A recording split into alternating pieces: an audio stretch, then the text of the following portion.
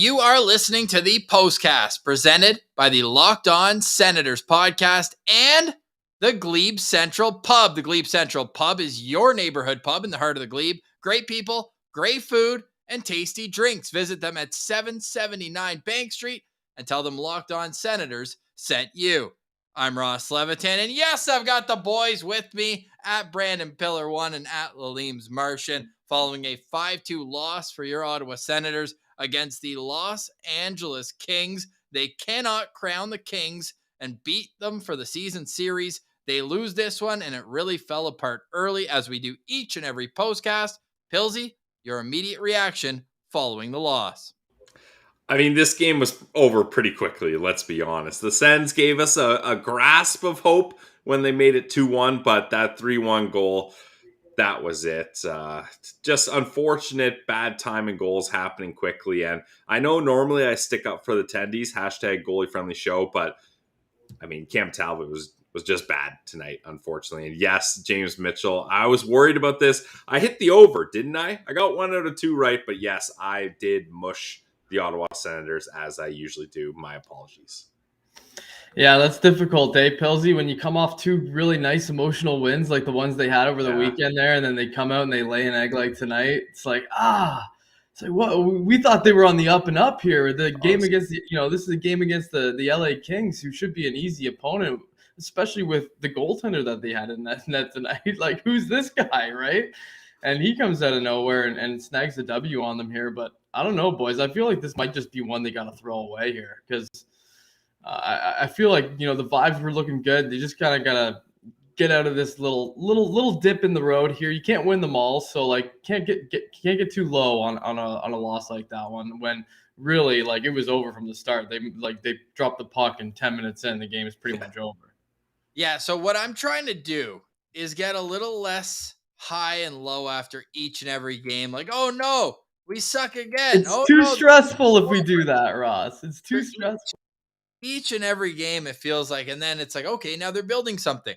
Need to kind of stay a little more even keel. But again, that's being a fan too. You feel like they're playing well. And even tonight, you look at the shots on goal, you look at the chances for, and you're like, okay, pretty even game. No, it's 4-1 after the first period. 4-1 after the first period. We'll get into how awkward that fourth goal was. But 5-1 midway through the second. Like, the Sens get no even strength goals today. The power play looked good. No even strength goals, though. That's a big problem. The biggest problem is starting on time, though. Minute 35 in, Matt Roy opens the scoring for the Los Angeles Kings. Extended zone time on the shift. Bad rebound by Cam Talbot. Kopitar gets it back to the point. Down low, cross ice, and it's in the back of the net. You'd think you'd learn your lesson, right? Wrong. 40 seconds later, Iafallo beats Hamonic wide. You gotta get a better pinch into the boards by Hamonic. Take player away from the puck. Kings beat Sens with the change there. Lizotte comes into the zone flying untouched, like Moses breaking the Red Sea. And he just flies down. No, I'm not going to shoot. I'm actually going to go back down low and feed another defenseman. Look at that. The Sens give up 2 goals, both the defensemen. It's Mikey Anderson's second of the year, 2:15 in. Like, at that point, Pilsy, do you start thinking about pulling Cam Talbot? Because they left him in for 3 more after that. I don't think I would have pulled him at the 2-0 goal. I think the timeout was a good call, just to be like, okay, guys, like, I don't know if you know, but this is an NHL hockey game that's already started here, and we're down 2-0. I think the timeout was the right move, but I would have pulled Talbot probably on the 4th goal there. I wouldn't have left him in for the 5th one. 2-0 is a little early, especially with the way hockey goes these days. A 2-0 lead, especially with lots of hockey left, is not safe at all, even up against the Ottawa Senators. But yeah, this one, I can't really back Talbot up much here, because it was a bad start for him. How about you, Martian? Would you pull them there? It was a bad start for them, but I almost would. Yeah, Rod. I mean, I have hindsight on my side here, Pilsy, so it's not like I can really say this. But to be honest, yeah, like, that's the kind of shakeup that they probably needed, because they clearly were not ready for the start of the game. And I was actually just listening to the post-game press conference with DJ Smith, and he was actually taking accountability for it here on this one. And this is something that we've been asking for a lot as fans, right? Where we want him to take a little bit more accountability as a coach and not use the same excuses over and over in each of his post-game press conferences. And in this one, I got to give him a bit of credit here. He actually came right out and said it. He said, this one's on me for not getting these guys ready. I thought they were ready to go, and they clearly weren't. And that definitely showed tonight as soon as they came out of the gate. It's like, holy crap. LA just came in waves, and they were hungry, and the Sens weren't. Yeah, you could tell the Sens were not hungry here. I mean, they were full.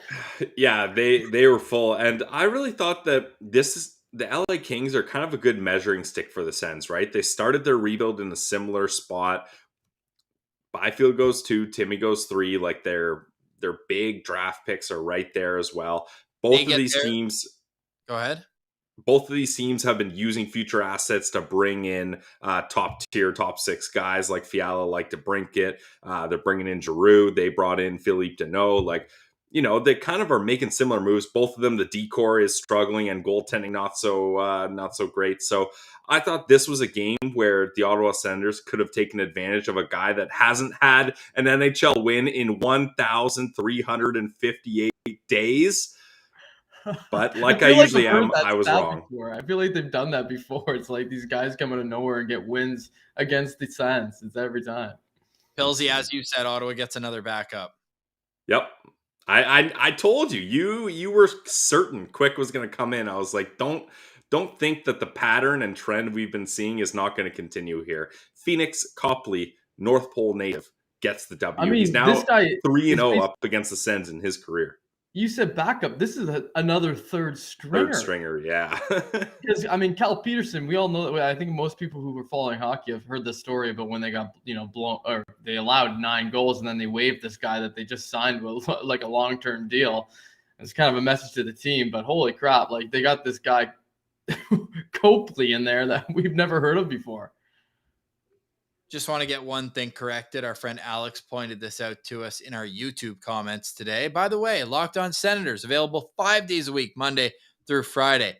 Hilsey. Uh-oh.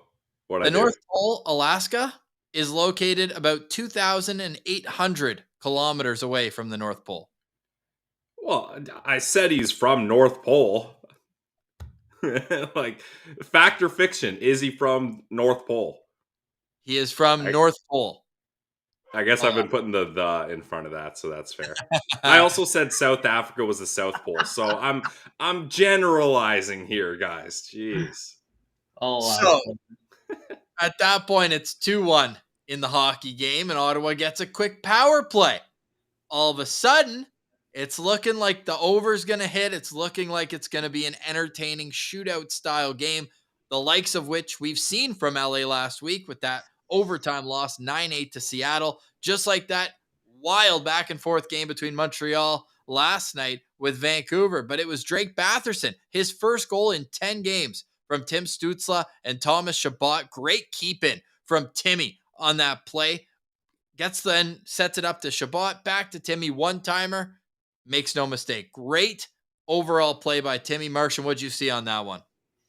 Yeah, that was just sheer dominance from Tim Stützle with his puck control on the power play there. And that looked like it was going to maybe become a bit of a turning point in the game, I thought, because the way that they were moving the puck around and the way that, Timmy was keeping it in and making the right passes, it seemed he had a lot of patience with the puck and making the right decisions. They were really setting things up. And then sure enough, he makes the right choice again and decides to take that shot with Batherson sitting there out front, and Batherson whacked her home. So it was a really great power play goal. And the power play stayed hot for the rest of the game. But I really like that goal there. That's textbook for the boys. That's what they should be doing every time.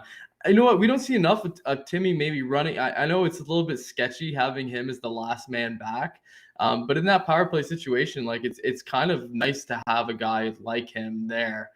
It's very similar to like the way Carlson does it. And we know we all like Brandstrom when he's back there, the way he kind of does it too. He has a lot of poise, I find, with the puck when he has that extra time and space on the man advantage.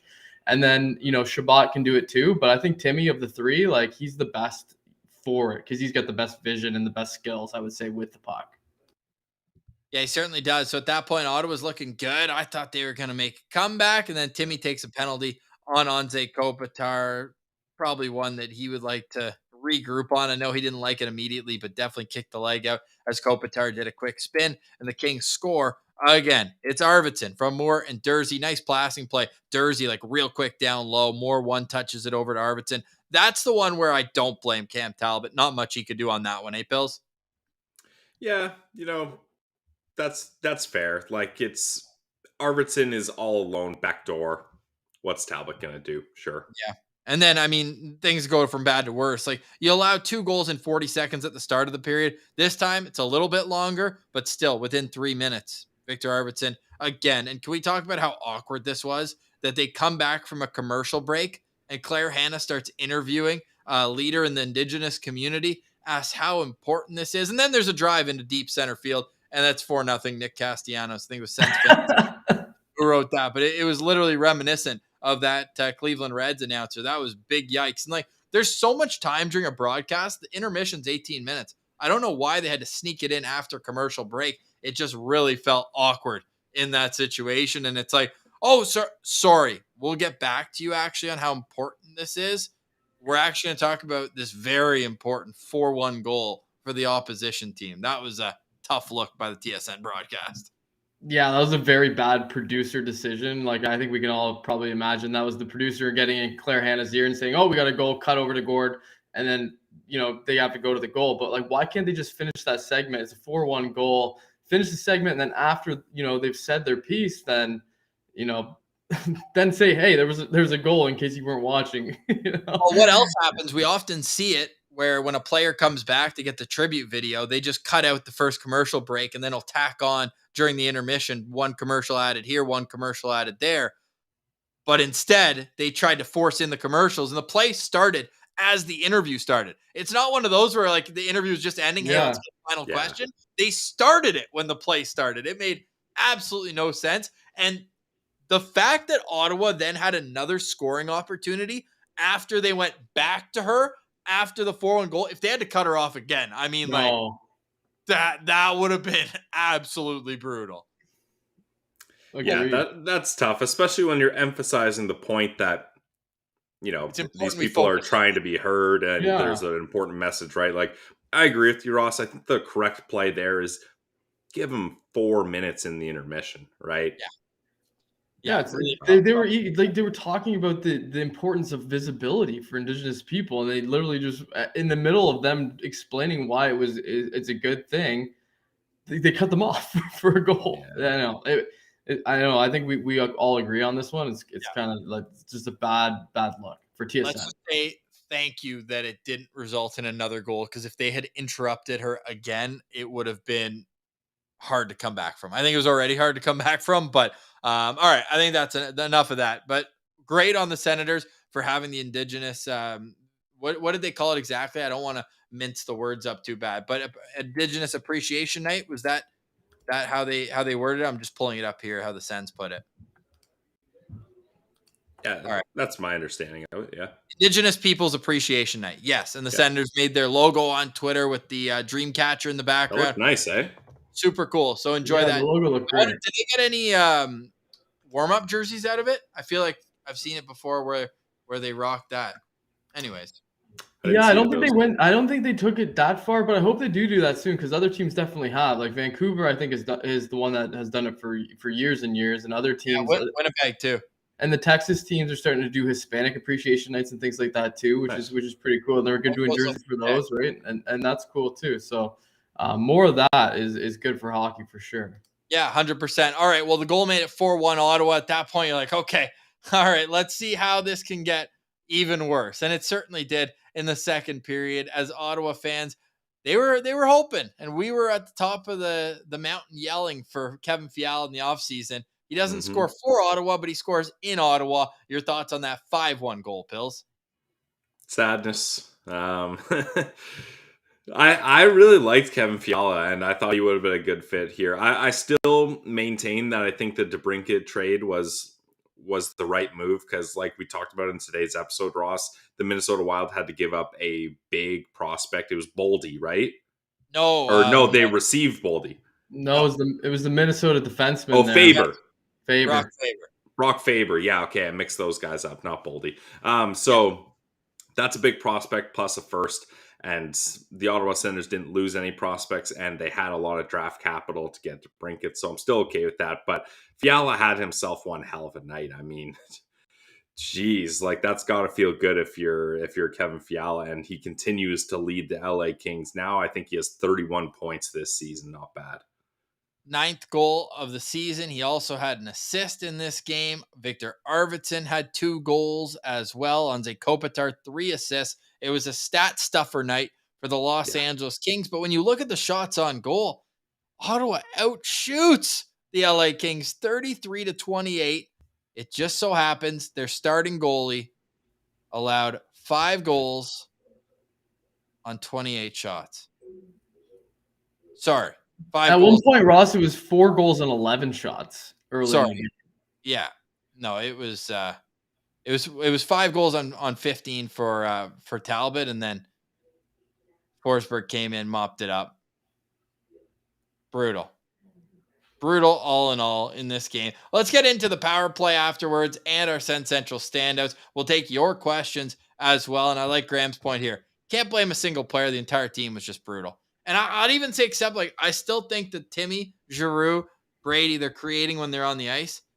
The 9 other forwards are doing absolutely nothing to help this team win the game. We'll get to that in just a moment. But first, let's tell you about our friends at the Glebe Central Pub. The Postcast all season long is sponsored by the Glebe Central Pub. Not only are they in the heart of the Glebe, GlebeCentralPub.com, 779 Bank Street, right in the main strip of the Glebe, right on Bank Street. I believe it's between 2nd and 3rd Avenue. Great place to grab a pint. Daily beer specials. Every Sens game on TV. Weekly food specials. You like darts? Great bar game. They got darts. And they also offer upcoming buses, shuttles to and from Ottawa Senators game. And what better way to get the shuttle rolling from the Glebe Central Pub than for December 14th against the Montreal Canadiens? That's going to be a great game right here in your nation's capital. Get on the shuttle. Don't drink and drive. Drink. Have some fun with the fellas on the bus. Enjoy it. Get to the CTC safely. Get home safely. And the best part is it drops you right back off at the Glebe Central Pub. You can also get the shuttle on December 22nd, December 23rd, and December 27th. So we cannot recommend it enough. They are the bar to go to in the Glebe, and we appreciate them for making us their first sponsor. So go to the Glebe Central Pub. Let them know that Locked On Senators sent you. We appreciate you, Glebe Central Pub. Have a pint for us there, and go check them out. Glebe Central Pub in the heart of the Glebe. It's your neighborhood pub. It's the Glebe Central Pub. Let's get back to our Sen Central standouts after a quick breather with a little best time.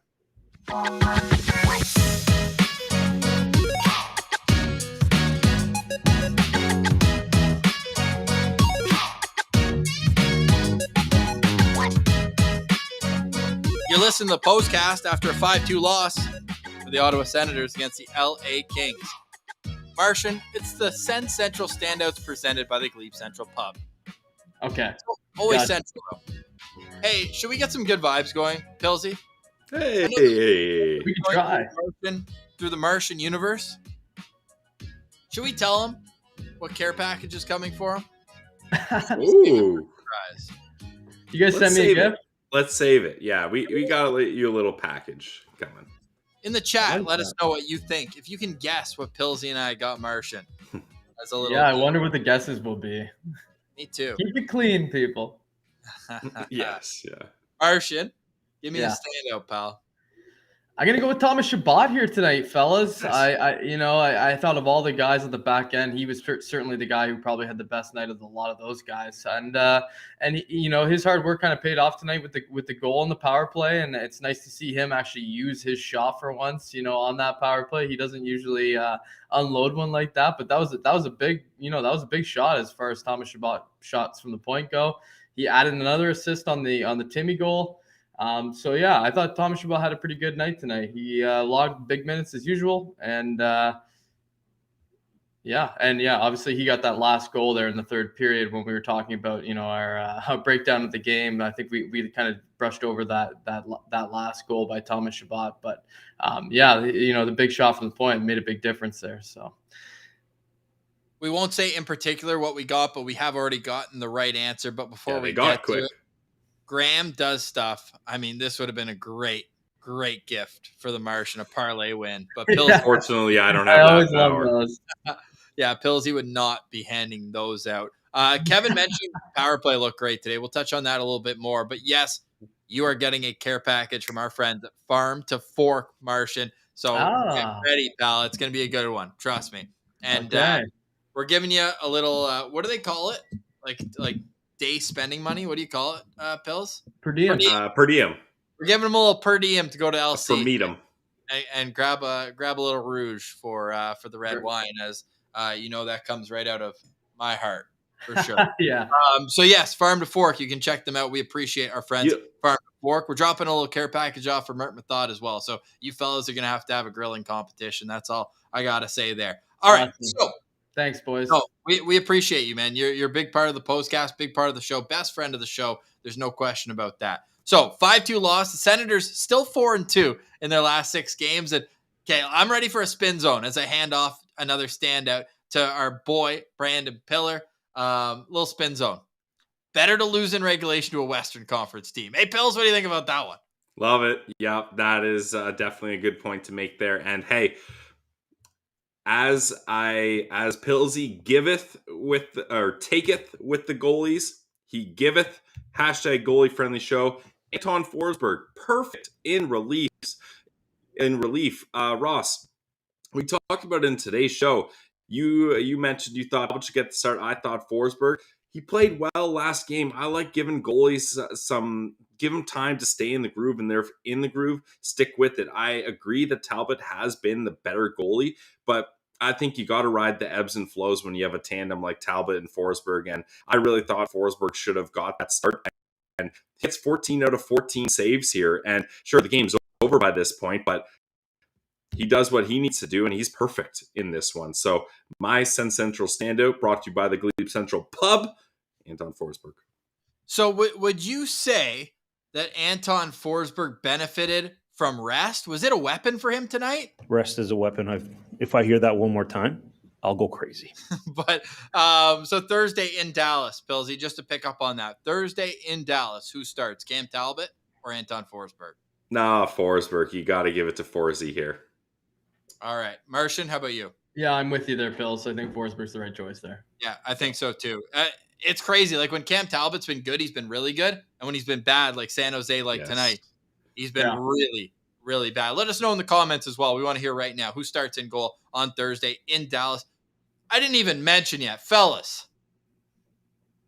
Down 5-1 in this game. You lose 5-2 in front of the dads. I know. The dad's trip.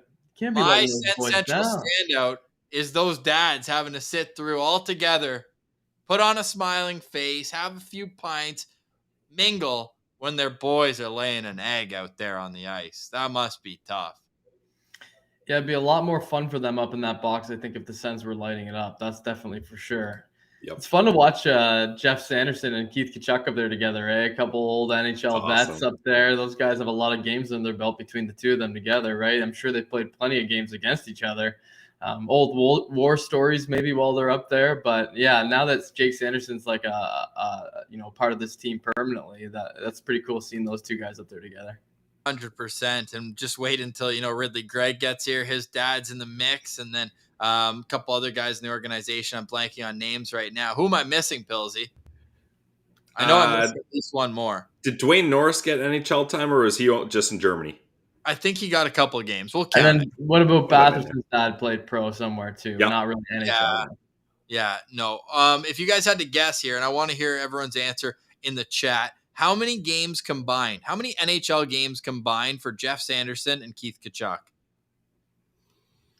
I'm going 2,377. Oh my! You're within 100. That's pretty good. Wow, I'm getting better at this. Okay, I'm gonna say 2,200. That's not within 100, dude. It's not within 170. He rounded. He was close around. Yeah, I rounded. 2,305. Keith Tkachuk played 1,201 games, and Jeff Sanderson played 1,104. That's a lot of NHL games. The two of them both combined for 1,765 points in the National Hockey League. That's super impressive. Big number. That's a big number. Wow. For two. I wonder if there's any other team where there's two guys who have combined for that much. I mean, Matthews got the same starting point as Brady. Can we talk about for a second Winnipeg tonight? Because so I texted my my fiance's sister's fiance. So what's that? Like my future brother-in-law, I guess, to put it simply. And he was at the game, but I didn't know that. I sent him the message. Your if anyone fiance-in-law. else, what the hell is he talking about? Brady's better was the chant in Winnipeg. That's so tonight, awesome. as Matthew Tkachuk's Florida Panthers took on the Jets. That is amazing stuff. So I texted him, and he texted me back. He goes, I know I was participating. So shout out Adam as well. Good stuff. Nice. Brady's better. Awesome. I know we've all done our Sen Central standouts here, and Have we? Yeah, you were the dads. Way to remember your own standout minutes ago. You guys are fighting over Timmy now, right?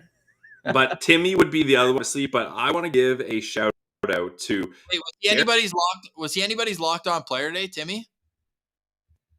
Yeah, he was yours, wasn't he? Oh, right. Okay. Sick. My lookout player had a game. He's Sean Dursey looking good out there. But I want to. Who traded him? Who gave up on him? Who traded him? All right, that's right. The Toronto Maple Leafs. Nice. I want to give a shout out to Derek Brassard. 12 for 14 in the faceoff dot. Sheesh. That's not bad. And while I'm on the faceoff chat, you guys know this was my posty stats.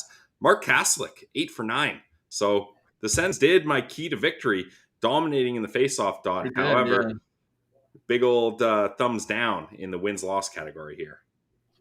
How do the Ottawa Senators fix their fourth line? That was a question I asked on Twitter at Sen Central. And it was actually unbelievable how many. 65 replies on how the Ottawa Senators can fix the fourth line. Martian, what would you do? Like this, the thing about this is, I don't think this is going to happen, but I would love to see them mix in a bit of a fresh blood there, right? Guys like Crookshank and even Sokolov. We talked about doing something like that. I know Ridley's injured now, and he would be a great option to get in there too in that mix. At this point with that fourth line, I'm cool with completely overhauling it to whatever else you can do, because any combination is probably going to be better with than the one that they've been rolling out, left and right. They're not contributing. Kelly has 0 goals. Watson has 2. And Casti had 3 at the beginning of the year, and he hasn't scored in probably 20 games. So, where are these guys offensively? There's no secondary scoring on this team, and they're just chasing the puck around when they're out there, I find. So, Pillsy, power rank the 3 guys on the fourth line, who you would keep in the most, and then working down to who needs the most improvement. I think Casti should stay. I don't really have a problem with Casti. Like I mentioned, his face-off stats are just so good, and I like him as a big body out there, and he's a guy that can defend people's honor when Brady Tkachuk doesn't have to. So I think you keep Casti there no matter what. Yeah, which ironically, he's the guy that's been in and out of the lineup for Gambrell over the last stretch of games. So it seems like the wingers, he doesn't want to move. But to me, those are the 2 guys. So out of them, who would be out first for you? I mean, either or, right? Like Waddy, I think he's a good guy to have around in the locker room, but I don't know if he's really getting it done on the ice anymore. He certainly isn't getting it done when he drops the gloves. Kelly hasn't been good. My opinion is you call up Igor, get Igor on the third line, move Tyler Mott down to the fourth line, sub Waddy and Kelly in and out, however you feel like, and that's the way you should go. I hate to be a party pooper, but I think Crooker is best served staying in the AHL. A guy that's missed that much time, it makes way more sense for him to play top 6 minutes in Belleville rather than 7-8 minutes a night on a fourth line where he's just not going to click with those guys, right? And he needs to be playing. So I'm not at the point where I'm calling Crooker up. Give Sokolov a chance. I think he's in the right spot. I think he could make a nice fit on that third line with Brassard and Matthew Joseph. So you think move Tyler Mott down to the fourth line? Yeah, move Tyler Mott down to the fourth line. That we've said it before.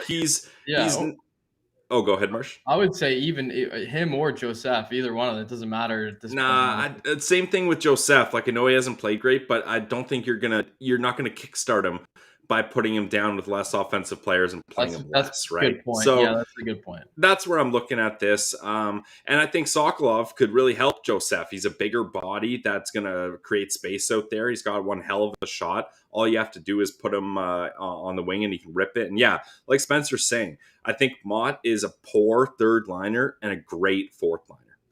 Yeah. That's kind of probably true. And Joe making a great point too. Like, Igor's not like a prospect that you need to shepherd along here and hold him on a short leash. He's 23 years old. He's a point per game player in the AHL. Yep. At some point, his time has to come. And I'm not talking about an 8-game sample size when half the team has COVID like he got last year. Then he came up for like 3 games, averaged 8 minutes a game. That's not putting him in a position to succeed. One of the things this team is struggling with, hell, we had Mark Kaslik, Matthew Joseph on the power play. Matthew Joseph is a phenomenal penalty killer, but I would rather save his ice time for the PK and even strength. Why not bring Igor up? And all of a sudden, Giroux's a great disher. Get him opening up lanes for Igor on the power play. And that way, teams aren't going to only have to commit to that little bumper play. And how about the TSN? We'll give them a little pat on the back after tearing them down for their interview there in the first period. The head pat by Giroux called the switch play. That's kind of weird, no? That's a very interesting pickup. I never caught them doing that during the play, that's for sure. But yeah, Drew was basically giving a pat on his head, and I guess it means something to the guys as far as what set play they're My understanding is it's a rotation. Like, he's letting him know he's on the half wall. He's going to rotate out, and then the guy that replaces him on the half wall now has the option to either shoot it or get it to the slot. That's from the 2 examples they showed. That's what happened. Yeah, fair enough. Kind of cool, though, that they were able to single that out. It didn't end up happening in the game, but great noticing by the TSN crew. Speaking of Claude Giroux, I think this should be our final point here on the Postcast, but I don't know if it would have mattered a whole lot. It would have made it 5-3, but that's as good of a save as you're ever going to see. Phoenix Copley on Claude Giroux, like, broken play. Shabbat gets it. By the way, Shabbat had a hell of a game, front to back. Great call, Martian, as the first standout, but my goodness, what a save. Pilsy, you thought that one was in? Oh, yeah, especially with how hot Claude Giroux's been lately. Like, I mean, that's typically a goal more often than not. But when you're a guy like Phoenix Copley and you're feeling it and you haven't played in the NHL much, you're making desperation save no matter what the score is. And he comes up with a really good one there. So, I mean, obviously you like Giroux to get that, but you got to tip your cap to Phoenix Copley there. At that point, though, you're just like, Phoenix Copley. This is where. Tip our 67s caps to them. Yeah. Yeah. Oh, Martian, let's get some thoughts on you. Tyler Boucher making the preliminary roster. Yeah, it's great. I think that's nice to see. I think that's been the goal for him for as part of the season. That was one of the things he wanted to accomplish, is making the team. So he's got an opportunity now to do that. Look at the hair on Ross. Unbelievable. Nice hat, and buddy. All the boys are wearing the 67s hats here now. So if you want to watch some winning Ottawa hockey, you know where to go. That's the TD place. They're 21-4. Not a bad record. They're definitely the tops in the OHL right now. But yeah, no, Tyler Boucher being part of that camp invite. That's just a step in the right direction. I hope he makes the team. It's gonna be fun to be able to watch him there. Tyler Boucher, absolutely love to see it for sure. So shout out to 67s. Great season for them. We had some fun there watching them lose twice in Game 4 to get swept. Hey, that was tough. Should we look ahead quick? I mean, Thursday we're going to be doing the Postcast a little later because I'm going to get off work around midnight Eastern time. I'm going to run home. We're going to do it. It's already 8:30 Eastern start, so I don't know how much that's going to even delay it versus our usual time program. But stay tuned for that. We've also got Saturday afternoon hockey. A lot of afternoon hockey coming up. I know the families will be happy about that. But I love afternoon hockey. It's my favorite. So many afternoon games. So Saturday against Nashville, then the following weekend at Detroit, at Minnesota, both afternoon games. And I'm just a little sour. I like afternoon games as much as the next person. I'm doing the Belleville games, and both are afternoon there too. So it's like, just come on. We couldn't have timed this better. Brutal. Don't yeah, like it's tough for us. Anyways, the Ottawa Senators lose 5-2 tonight. And I mean, we were never going to say the P word anyways, but I was getting dangerously close. Like if they won tonight and against Dallas on Thursday, I was probably going to start looking at the standings a little bit closer, but the delusion in which we were living was very, very nice. It felt very, It was nice. it felt very safe for the last 2 years. Tough. Yeah. This is one loss. Let's just not make it 2 in a row. Like string together a couple more wins now. It's not the end. It's terrible losing. Guys, I'm not. You're on the mat. I'm not spinning the friggin' wheel. We're not there anymore. Oh, That was we're 7 not. straight losses. No. That was 7 straight losses. We gotta make a hard Pillsy. We gotta put our foot down when he tries to do that. The Sens have to be bottom 3. They have to be bottom 3 in the standings at least. Fair. If they are bottom 30th, 3. any night that we do a postcast, and as we do the postcast, they're 30th, 31st, or 32nd, we spin the wheel. But we should remind everyone, we spun the wheel 5 times this year. They've gotten first 3 of them and second twice. It's true. So stay hot. It's the little things. Bring me Leo Carlson. Let's go. And it's Robert Paul Levitan, Danny, my middle names, if you want to go full government on me. But yeah, we're hoping for better months ahead than what would allow the draft lottery. I would be perfectly fine drafting 12th this year if it meant for an entertaining end. I don't care about the lottery or playoffs. Like, I just want to feel good and be delusional for stretches of the season and think this team is better than they are. Yeah. Pillsy, should we make I can't commit. Got to save for the wedding. I was going to say, if the Sens draft top 5, we're going to Nashville no matter what. When's the draft? Late June? It's like, yeah, late June. But Nashville's such a great city for the draft. Oh, man, it's on my list. I know, I've never been. It's great. Yeah, I could be tempted. It's really good. Martian, you would love Nashville. That's your kind of town. Yeah, it's amazing. The live music there is incredible. Like, it'll blow your mind. You'll walk into a still bar, any bar you go into, anyone who sings is like so talented. You're like, it doesn't make sense that you're not famous. Martian, they're so good. It's so good. Working on getting you to Cabo though. That's a real chore. Yeah, that's gonna be a tough haul for me. I don't know about that one. I did do a big bachelor party last year. Wow, down south, so it's like 2 years in a row. It's hard to do. If I had a little buffer year in between, it would be way better odds. But I don't know about it, Ross. I want to come. Trust me. Each COVID year counts as 2 years, so I count last year still COVID year. So here you are. Okay. All right. Any final thoughts tonight, Martian? I don't think we can overreact to this one. I think we just got to throw it away and hope for the best coming up on the next game here. And they got a tough stretch coming up here. They're playing against 3 playoff teams in the West, right? So this is it. I think this is the last stretch where it's like if they can't squeeze out a couple wins here, it's pretty much curtains. Yeah, and the Dallas Stars, Ottawa's next opponent, are currently losing 3-0 to Toronto at home right now. So they're going to be hungry. Yeah. Yep. So that's tough. Pillsy, final thoughts? 5-2 loss? Final thoughts.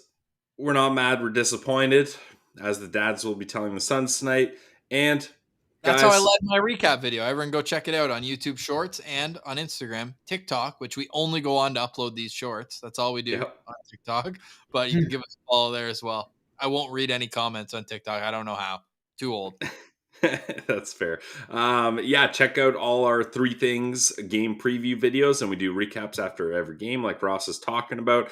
And let's get some Go Sens go in the chat here to end the night off. Hey, like let's get like very not somber, but very like nonchalant Go Sens go. Like we're not through the roof, we're not depressed. Just a Go Sens go. Oh no, lowercase. Lowercase. Yeah, lowercase Go Sens go. S'il vous plaît. No, we appreciate everyone for joining us after the game. We want to make this an 82 out of 82 so that to come to Locked On Senators after each and every game. Shout out to the Martian. Shout out to Jack Richardson, fellas that are helping us out, grow the brand. And it's just the beginning right now. The numbers keep rising. Yeah. Just had our biggest quarter ever. And there's 3.5 weeks left? Unreal. And that's thanks to you guys, the sickos out there who have made us a part of your daily routine. We cannot thank you enough. And even our sponsors want to thank you. Not only the Glebe Central Pub, go make sure they know that you're from Locked On Senators when you come in. But get this, we're talking about Farm to Fork and how we're getting a care package. So Martian, we're going to need a full report from you on the care package. little spoiler. You're not just getting one steak. We're getting you hooked up. All right. So Okay. we're hooking you up. Clear the freezer. Make No, space. I'm You not got kidding. it. We're hooking it up for you. But Derek Firth, the owner of Farm to Fork, absolute beauty, great guy. We get on a sales call with him. Martian, he's rocking an Expos hat. I was like, this guy's gonna be such a beauty. He was. So here's what he wrote back to me. He goes, let's do a giveaway. So he wants people to be following Farm to Fork on Instagram. Okay. So follow Farm to Fork Delivery on Instagram. And he's gonna throw in a giveaway for a Christmas meal for 4. Turkey or ham. You make the call. I love He's that. giving it away. So go follow them right now. We'll give you more details on the giveaway coming up later. But you're going to have to be following him as a part of the giveaway. So make sure you're doing that right now. Farm to Fork. That's a sick giveaway. A full Christmas dinner for 4 people.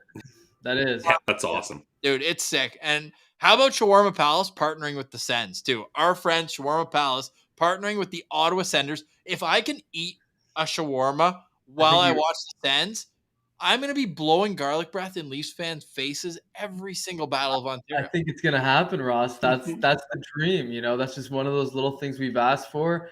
We've asked, and they're delivering. I think it's gonna happen. We're gonna be eating shawarma in the CTC. Wow. I think so. One Can dream. we take credit to bring the Ottawa Senators and Shawarma Palace together? Can we take credit? Because we are the At liaison. least partial credit. At least partial credit. I want the big scissors, and we're cutting the ribbon at the CTC with big smiles. That's what I want. You and me wearing, I asked our friends at Shawarma Palace, I For the want chef one of coats. those jackets Yeah. that says Shawarma Palace that they rock behind there. I need yeah. one of those right now. And he wrote back, he said, we're sending you some merch. So we're going to be rocking that all the time. So I can't wait. Hey, Kevin, let us know right now. We need to know this. The 30th anniversary Yeah, the poutine. poutine. Have you tried it? I'm into it. Martian, have you tried it? I tried it because I was at the preseason event thing, and it was delicious. Yeah, it's great. That was for Nice. influencers, right? Pardon? Say that again. That was for influencers? Influencers only. Yes. Oh, do you know any? Know a few. No, that's awesome. Hey, we can't thank everyone for enough joining us. And my favorite part is like it's win, lose, or draw. Like it's not only obviously the numbers Well, no spike when they draws. win. That's cool, but we're here. And it's not like we're used to winning. We're losers. We are losers. And we do this after every single loss, every single overtime loss. But tonight, at least, it was a loss to a Western Conference team. The power play goes 2 for 4. They get 31 hits. DJ will love that. They outshoot their opponents. They win the faceoff battle, but they give up goals early, goals late in the first period. When you're losing 4-1 after the first, it's not a good night. So credit to the Sens for not folding the tent though, Pills? Like at the end of the day, you got to look at a couple positives, and that's one. Another one is Tim Stützle, another multi-point game, 2 assists for him. This guy is just on another planet. And Thomas Chabot has 9 points in his last 7 games. Long ago were the days of us trying to pump Shabby back up. Like we were never on like, hey, scratch him, but it was more like, hey, like we need you. Like if the Sens are going to win, you're going to be a big part of it. Yeah. Well, now being a part of it, and they're still not winning a whole lot. But Oops. it's all good. All good. All right, we got your final thoughts. My final thought is, you know what? At least the power play is looking good. Over 40% in their last 6 games. So, hey, at least they can start somewhere, but 5-on-5 has to be better in Dallas. Tomorrow on Locked On Senators, we have a Sen Central citizen in Dallas who will be boots on the ground on Thursday night. Looking forward to that. And then on Thursday, Claire Hanna from TSN. We will not be asking her about the interview. Maybe I'll sneak it in, but probably not. Don't. But we're looking forward to having her on a Locked On Senators. All right, for tonight, we say goodbye. For Brandon Pillar and at Williams Martian, I'm Ross Levitan. We will talk again tomorrow in the Locked On Senators podcast, where we've got your team every day.